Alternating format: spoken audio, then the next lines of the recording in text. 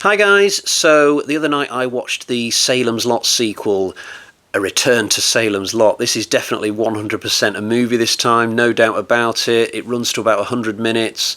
Thank God it's not a 3-hour miniseries, I will say that. This is not a direct adaptation of a Stephen King novel this time, so he did do a couple of short stories expanding upon the universe of Salem's Lot, but he never did a full sequel. So everything you see in this movie has been made up just for this movie. It does not include any material from those aforementioned short stories either. This was directed by Larry Cohen. Now, I've never seen any of his other credits, but this is the guy who wrote the Maniac Cop trilogy, and I will be forever eternally grateful to him for that, regardless of anything he might have done with this. So the plot for this film, we've got this new character called Joe. He's a documentarian, is that a word? And at the start of this story, he's in a country somewhere like Papua New Guinea, filming a tribe as they kill one of their own in some kind of ritual. We literally see this poor guy strapped to a tree trunk being knifed to death, while Joe and his cameraman stand nearby watching this with blank expressions on their faces, as if this is just a normal thing that journalists get up to around the world. I almost backed out of this film just to check that I hadn't accidentally rented A Return to Cannibal Ferox, but no, this is the correct move. It's just a strange way to start a Salem's Lot film. But Joe is called back to America because his son has been abandoned by the mother. So Joe has now got to take ownership of his son, and the pair of them travel to Salem's Lot because Joe has inherited a property there from his dead aunt. But what they both don't know is that the town has been overrun by vampires from the first movie. We've got Michael Moriarty playing Joe. He's the star of the film. I've never heard of this guy before. He's sort of like a poor man's Jeff Daniels, I suppose. He's serviceable in a direct-to-DVD type product like this, but I probably wouldn't be casting him in anything above this, but he's fine. And the only other actor worth mentioning here is Tara Reid, who turns up as a 12-year-old blonde vampire.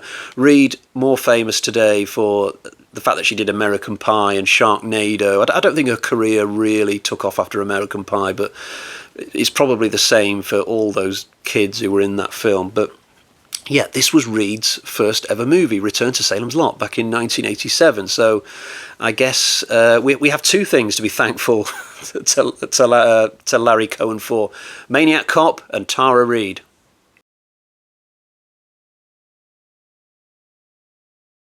I was enjoying this for maybe 20 to 25 minutes. It's got a nice, bright and breezy opening. There's some good chemistry between Joe and his son. I enjoyed some of their exchanges, especially when they're trying to pick up a car from the dodgy car salesman. But where this film starts to fall down is when the main crux of the plot comes about. So basically, Joe and his son are captured by the vampires quite early, but they are not killed because Joe is tasked with writing a non-fiction book about the vampires, and the idea is that this book will eventually be released to the world, and the world will read the book and think to themselves that, oh, actually, vampires are not bad because Joe says so in this book. So the idea is that the rest of the world will not, at that point, invade Salem's Lot with the army and blow everybody to smithereens. They will just accept that the vampires live in this town and let bygones be bygones. It's an utterly preposterous plan. It would not work at all, and it's just a very silly thing to have as your central plot point. This movie has got a really strange tone as well. It's definitely not a black comedy, and yet it feels like a cross between Return of the Living Dead and Society. There's lots of older villains, lots of old fuddy-duddies. It's almost like a Cocoon vampire film at times. I almost expected Brian Dennehy to swing down and just whisk all these vampires off to a better future, but my concentration on the movie really started to waver from around about the time that Joe and the vampires become aware of each other, in all honesty. That there are some good kills in this. I mean, you get that 1980s obsession with practical effects, which is very much welcome. You know, we get moments in this where vampires have their faces melted off with acid, and it looks really good. You know, we've got people getting impaled and people getting bitten on the jugular and blood's flying everywhere. I enjoyed some of the kills in this, both human and vampire, so I'll give the film some credit for that. But I don't understand why they didn't bring back Ben Mears and his boy from the first movie. I mean, if you're going to have a father and son combo, why not just use the existing father and son combo who survived the first movie? It doesn't make any sense. You could have brought Mears and his kid back, had them set up base on the outskirts of this town, have them grow beards so nobody recognises them, and then have them slowly infiltrate the township, and it could have been like a revenge movie, and it could have tied in nicely with the first one. You could have brought back some fringe vampires from the first movie as well. I'm sure some of those lower actors from the original Salem's Lot could have come back. That probably wouldn't have been that expensive, right? I don't know if it was a rights thing. I mean, did they have the rights to make a sequel, but they didn't have the rights to any of the original characters? Who knows? But this core idea with the non-fiction book, together with the fact that you've got an entirely different cast of characters, just made for a very unsatisfying experience.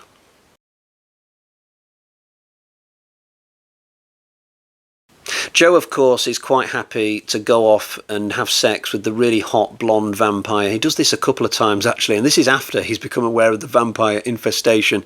He's perfectly happy to go off and have these liaisons while his son is in town somewhere, completely unprotected and surrounded by vampires. Now, I know that women can do funny things to a man's mind, but come on, Joe, get your head in the game. There's a situation here.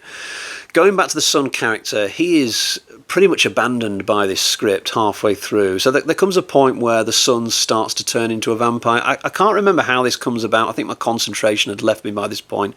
But the son does start to turn, and the film kind of abandons him, at least spiritually, because it brings in this other character from the outside, a Nazi hunter, supposedly. So this old geezer turns up in town thinking that there are Nazis in the vicinity, and what he finds instead are vampires. So he happily turns his attention from Nazis to vampires. Now, I did like this character. He's got a good personality.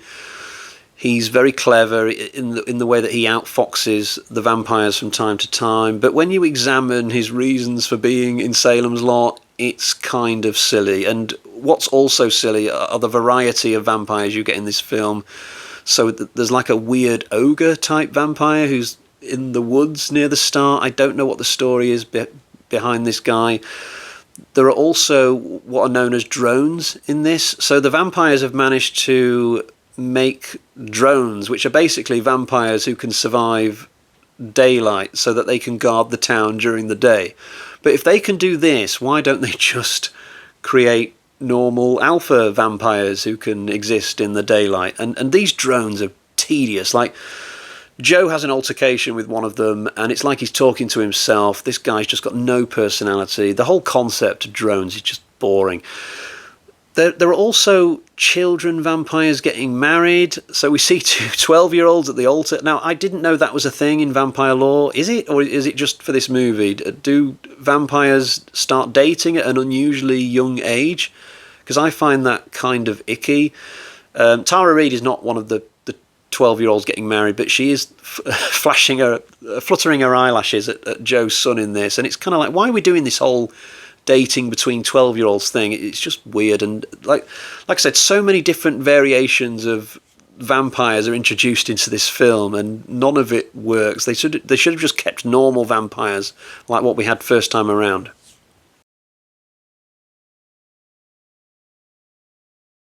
So we've arrived at the point of the review where I might be inclined to show you what version of this I own, but I don't own this and I never will. So let's get to the bag of terror.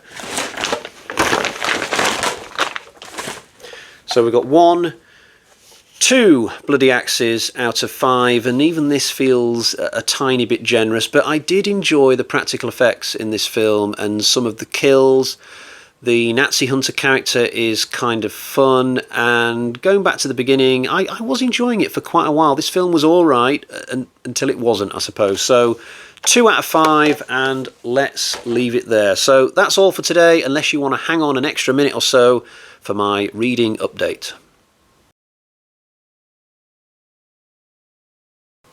So at the end of my last review, I said that I'd just finished reading Stephen King's Rage. Well, now I have gone back to the Aliens franchise again, and I'm reading the novelisation of the original Alien. This is my favourite film of all time, so it stands to reason that I would read the novel of it at some point. And it's much better than I expected, because when it turned up in the post, it looks quite thin, and I thought, oh, is this just going to be like a scene-by-scene of the film, and I'm not going to get much out of it? But no, it really expands upon the film. Like, it feels like you're getting twice as much than you get from the film. Like, every single scene from the film seems to be in the book so far, but it's expanded upon. There's more dialogue, there's more about the characters. It's really good, actually. I'm enjoying the patient build-up as we head towards Kane getting the facehugger on him, and that's around about the point in the story that I'm at. But yeah, thoroughly enjoying this, and who knows, maybe by the next review I might have finished it. Right, we'll leave it there for today. Thank you for joining me for the review of A Return to Salem's Lot, and I'll be back next time. Until then, cheerio.